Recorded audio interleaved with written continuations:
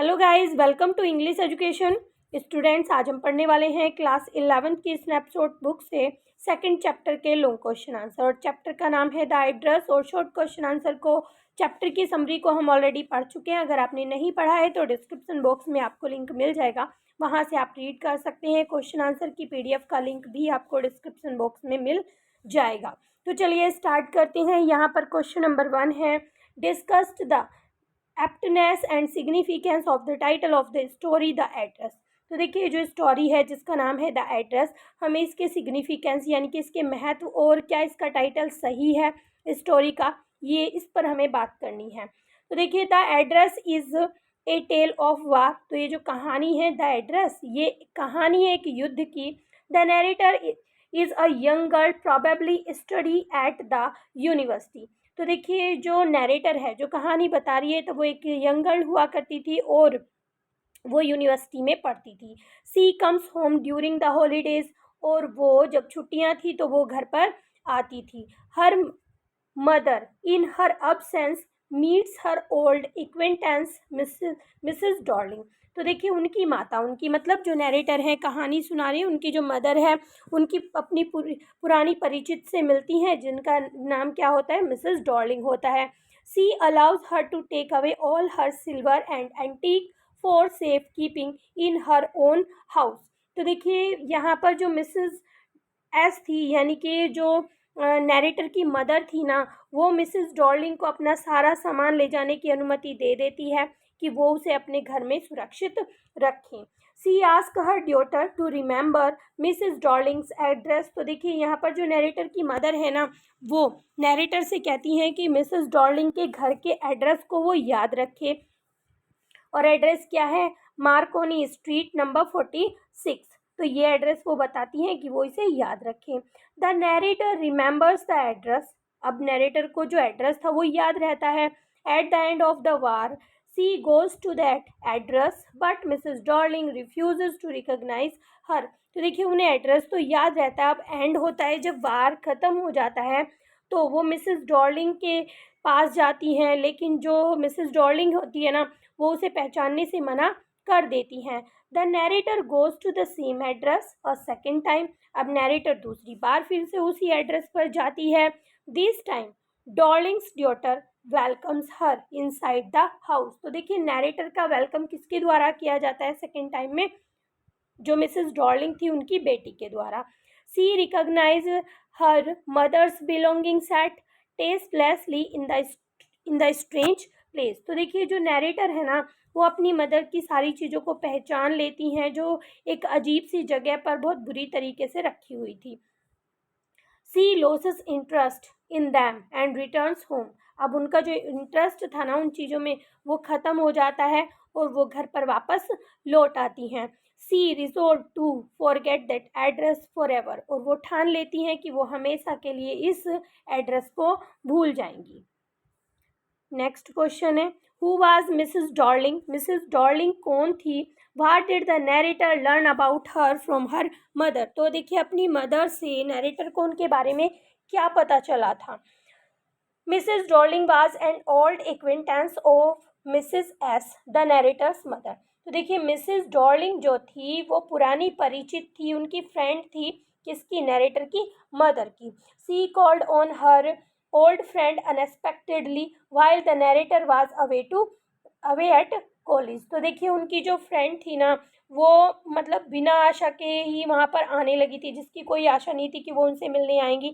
और वो कब आती थी, जब जो नरेटर है ना, जो कहानी हमें बता रही है, वो उस समय कॉलेज में थी। She won the confidence of her friend. अब उसने, जो मिसेस डॉर्लिंग थी, उसने अपनी दोस्त का पूरा कॉन्फिडेंस जीत लिया। She had her eyes on her friends belonging. और उसकी नज़र किस चीज़ पर थी, अपने दोस्त की सारे सामान पर उसकी नज़र थी। She must have pointed out that during war time she might loss all her silver and antique. तो देखिए, वो क्या कहती हैं, वो इशारा करके कहती हैं कि तुम जो है अपना सारा सामान खो सकती हो वॉर के टाइम पर। ये जितनी भी सिल्वर की चीज़ें हैं, एंटीक चीज़ें हैं, ये खो सकती हैं। She offer to take the risk herself. और वो साथी उसे कहती हैं कि वो रिस्क ले सकती है तुम्हारे लिए। In bags and suitcase she carried away all those things to her own house. और इतना कहकर वो जो है पूरी सारी चीज़ें जो उनकी थी वहाँ पर बैग में भरकर, सूटकेस में भरकर वो उन्हें अपने घर पर ले जाती है। The narrator learned about Mrs Darling and her address during one of her visit home. तो देखिए एक बार वो घर पर आई हुई थी, तब नैरेटर को अपनी मदर से मिसेस डॉर्लिंग के बारे में और उनके एड्रेस के बारे में पता चलता है। She remember the address given by her mother. अब जो एड्रेस उनकी मदर ने उन्हें बताया था ना, वो उसे याद रखती हैं। Eight the end of the war, जब एंड हो जाता है यानी कि ख़त्म हो जाता है युद्ध, सी felt like seeing, touching and remembering her things. तो वो क्या फील करती हैं कि वो अपनी चीज़ों को देखें, उन्हें छुएं और उन्हें याद करें। So she visited Mrs Dorling's house but got a very cold welcome. तो देखिए इसीलिए वो मिसेस डॉर्लिंग के घर पर जाती हैं, लेकिन उनका जो स्वागत है वो बहुत बुरी तरीके से किया जाता है। The dishonest Mrs Darling kept all precious thing to her self. तो जो मिसेस डॉर्लिंग थी वो बेईमान थी और उन्होंने जो है सारी जो कीमती चीज़ें थी वो खुद रख ली थी। Describe the narrator's first visit to Marconi Street number 46। तो देखिए जब नैरेटर पहली बार आती हैं मार्कोनी स्ट्रीट नंबर 46 में, तो हमें उसके बारे में बताना है, व्याख्या करनी है। तो देखिए the narrator return home after a liberation war. तो देखिए जब ख़त्म हो जाता है ना, अंत हो जाता है युद्ध का, तब वो लौटकर वापस घर पे आती हैं। Even though she had lost all interest in her old stuff yet she wanted to see, touch and remember her things. हालांकि उन्होंने क्या है अपना पूरा इंटरेस्ट खो दिया था उन सब पुरानी चीज़ों में, लेकिन फिर भी वो उन्हें देखना चाहती थी, टच करना चाहती थी और उन्हें उनसे जुड़ी यादें जो थी उन्हें याद करना चाहती थी। She took a train to Marconi Street. उन्होंने क्या किया, मार्कोनी स्ट्रीट के लिए एक ट्रेन ली। And knocked at the door of the house number 46। Mrs Dorling open the door. तो देखिए वो मार्कोनी स्ट्रीट में आती हैं और घर का जो नंबर था 46 वहाँ पर आकर दरवाज़ा खटखटाती हैं। Mrs Dorling open the door. और मिसेस डॉर्लिंग जो है दरवाज़ा खोलती हैं। She was surprise to see the visitor come alive from the war. और वो बहुत ज़्यादा, जो मिसेस डॉर्लिंग थी, बहुत सरप्राइज हो जाती हैं कि ये वॉर से जिंदा बचकर आ गई है। She was wearing Mrs S green knitted cardigan. और वो जो है मिसेस एस यानी कि नैरेटर की मदर का ही बुना हुआ ग्रीन कलर का कार्डिगन पहने हुए होती है। She was feeling guilty. उसे काफ़ी गिल्टी फील होती है, वो अपने आप को अपराधी समझती है। She refuse to talk the narrator even for a moment. एक मिनट के लिए भी वो नैरेटर से बात नहीं करती है। Her own daughter was there inside. उसकी खुद की बेटी घर के अंदर थी, but the door was closed on the narrator who disappointedly walk back to the station with heavy heart. तो देखिए मतलब उसकी खुद की बेटी अंदर थी, लेकिन वो फिर भी नैरेटर के लिए दरवाज़ा नहीं खोलती हैं और इससे जो नैरेटर है वो बहुत निराश हो जाती हैं और स्टेशन पे वो भारी दिल को लिए वापस आ जाती हैं। नेक्स्ट क्वेश्चन है, what were the narrator's experience and reaction when she went to Mrs Dorling's house a second time. तो देखिए जब नैरेटर दूसरी बार मिसेस डॉर्लिंग के घर पर जाती हैं तो नैरेटर का अनुभव किस तरह का था और क्या उनका रिएक्शन था। The narrator had an unpleasant experience during the first visit to Marconi Street. तो देखिए जब वो पहली बार गई थी तो काफ़ी अनप्लीजेंट एक्सपीरियंस रहा था उनका वहाँ पर। Mrs Darling gave her a cold shoulder, यानी कि उनका वेलकम नहीं किया गया था। But the narrator urge to see her things and touch them did not cool down. तो देखिए यहाँ पर जो नैरेटर है उनका फिर भी मन होता है कि वो उन सब चीज़ों को देखे, उन्हें छुए, और वो उनका ले जाने का कोई भी इरादा नहीं था। She decided to try a second time. तो इसलिए उन्होंने निश्चय किया कि वो दूसरी बार फिर से कोशिश करेंगी। This time Mrs Dorling's daughter open the door. और दूसरी बार मिसेस डॉर्लिंग की जो बेटी होती है वो दरवाज़ा खोलती हैं। The mother had gone out. Mother उस समय बाहर गई हुई थी, यानी कि मिसेस डॉर्लिंग घर पर नहीं थी। Her daughter lead to the narrator to the room inside. और जो ड्यूटर होती है ना नैरेटर की, वो उसे घर के अंदर लेकर जाती है। The narrator found himself in the midst of familiar things which were scattered in tasteless way all around. तो देखिए नैरेटर क्या पाती हैं, नैरेटर अपने आप को उन सभी परिचित चीज़ों के बीच में पाती हैं और वो सारी जो है इधर उधर बिखरी हुई थी बहुत ही गलत तरीके से. द साइट ऑप्रेस्ड हर, और ये जो नज़ारा था ना इससे वो बहुत दुखी होती हैं. She notice the candle holder and a woollen table cloth.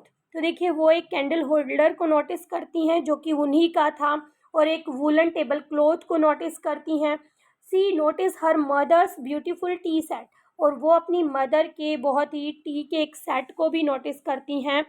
And the silver cutlery being used by that family in that small musty room. तो देखिए वो उस कटलरी को यानी कि नाइफ स्पून ये सारी जो चीज़ें थी उनको भी नोटिस करती हैं जो चांदी की थी और ये इस फैमिली के द्वारा यूज़ की जा रही थी इस छोटे से और बदबूदार कमरे में.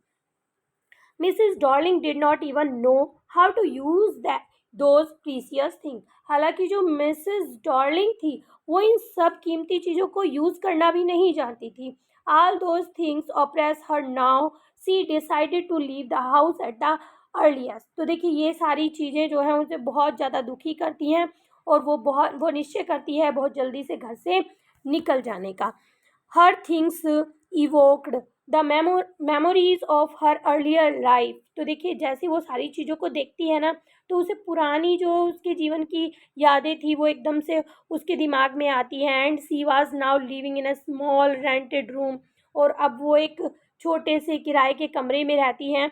सो she made up her mind to forget that things and also Mrs Dorling's address. और इसीलिए वो सोचती हैं कि वो इन सारी चीज़ों को अपने दिमाग से निकाल दें और तो और वो जो एड्रेस था उसको भी वो अपने दिमाग से निकाल देने का निश्चय कर लेती हैं. Give a brief sketch of Mrs S daughter, यानी कि जो नैरेटर हैं उनका हमें कैरेक्टर स्केच यहाँ पर देना है. तो देखिए the narrator was a young Jewish girl live in Holland with her mother. तो देखिए जो नैरेटर थी वो एक यंग ज्विस गर्ल थी जो कि अपनी मदर के साथ हॉलैंड में रहती थी. When the world war second started, जब वर्ल्ड वॉर सेकेंड स्टार्टेड हुआ, the Nazi army started evacuating the juice from Europe. तो जो जितने भी यहूदी धर्म के लोग थे ना, नाजी आर्मी ने उन्हें वहाँ से निकालना शुरू कर दिया. The narrator and her mother became very insecure. और जो नैरेटर थी और उनकी मदर थी ना वो वहाँ पर काफ़ी इनसिक्योर फील करती हैं, उनकी कोई सिक्योरिटी नहीं थी वहाँ पर. During this period an old acquaintance of Mrs. S befriended her and offered to keep all her valuable belongings in her safe custody. तो देखिए उसी पीरियड उसी दौरान जो उनकी मदर की एक पुरानी दोस्त थी वो उनसे मिलने के लिए आती हैं और उन्हें कहती हैं कि वो सारी जो उनकी कीमती चीज़ें हैं ना वो अपनी कस्टडी में सेफ रखेंगी. Mrs S was a noble and trusting lady. तो देखिए नैरेटर की जो मदर थी वो काफ़ी सज्जन और बहुत ही दूसरों पर विश्वास करने वाली स्त्री थी. She allowed Mrs Dorling to take away her precious antique and cutlery. तो देखिए वो अनुमति दे देती हैं मिसेस डॉर्लिंग को कि वो उनकी जितनी भी कीमती चीज़ें हैं वो अपने साथ लेकर चली जाएं. The narrator had some doubts about Mrs Dorling but her mother silenced her. तो देखिए नैरेटर को उन पे शक होता है लेकिन उनकी मदर उन्हें चुप करा देती हैं. The narrator survived the war and came back to her old city. देखिए अब जब वॉर ख़त्म हो जाता है और उस वॉर में जो नैरेटर हैं वो सर्वाइव कर जाती हैं, बच जाती हैं और वापस लौट कर वो अपने शहर में आती हैं. Now her mother was dead. अब उनकी मदर मर चुकी हैं. Her house belong to someone else and she had no worldly possession. तो देखिए अब उनका जो घर था वो अब किसी और का हो चुका है, उनके पास ऐसी कोई चीज़ नहीं है जो उनकी खुद की है. Still she is happy to be alive and try to make a life for her self. तो देखिए फिर भी वो खुश हैं. अब उनकी मदर नहीं है और उनके पास कोई भी चीज़ नहीं है, फिर भी वो खुश हैं और अपने जीवन को आगे चलाने की खुद से कोशिश करती हैं. One day, she feels an urge to go to Mrs. Darling's house and see all her mother's precious belongings. तो एक दिन वो उन्हें क्या लगता है, उन्हें लगता है, उनकी इच्छा होती है कि वो उस घर में जाएं, मिसेस डॉर्लिंग के घर पर जाएं और अपनी मदर से जुड़ी हुई जितनी भी कीमती चीज़ें हैं उन्हें देखें. But when she sees that all her mother's beautiful things were kept by Mrs. Darling in a tasteless manner and she was even using them, the narrator loses all interest in those things. तो देखिए जब narrator Mrs Darling के घर पर जाती हैं और वो अपनी मदर की सारी चीज़ों को बहुत बुरी तरीके से रखा हुआ देखती हैं तो उनका जो पूरा इंटरेस्ट था ना उन चीज़ों में वो खो जाता है, ख़त्म हो जाता है. With a feeling of detachment, she goes back to her own rented room and decide to start life afresh. तो देखिए वापस से वो अपने घर पर जाती हैं ये सोचकर कि वो उन सब चीज़ों को भुला देगी और जो एड्रेस है उसको भी भुला देगी. वो वापस से अपने रेंटेड रूम में जाती है और फिर से जीवन को जीने की कोशिश करती है. अपना जीवन शुरू से स्टार्ट करने का निश्चय वो कर लेती है. तो देखिए she is brave and self respecting girl. तो देखिए बहुत ही बहादुर थी और आत्मसम्मान करने वाली लड़की थी. She does not want to live in her past glory. वो अपने पास्ट में जीना नहीं चाहती थी. She wants to live in the present life. तो देखिए वो प्रेजेंट लाइफ को जीना चाहती है. आगे पूछा गया है right brief note on Mrs Darling. तो मिसेस डॉर्लिंग के कैरेक्टर स्केच को भी यहाँ पे हमें बताना है.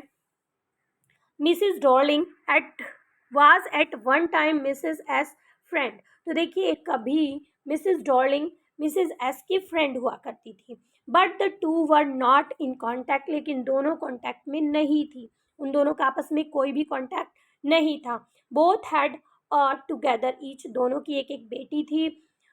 Mrs Darling herself was a mean, greedy and dishonest woman.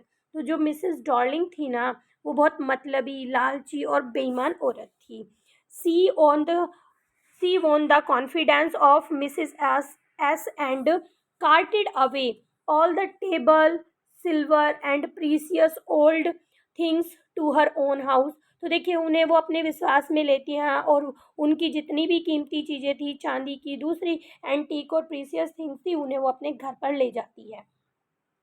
She had taken for granted that the narrator and her family would not come back alive from war. तो देखिए उन्हें पक्का विश्वास था कि जो नैरेटर है और उसका परिवार है वो जीवित नहीं रहेगा, वो युद्ध में नहीं बचेगा और वापस नहीं आएगा.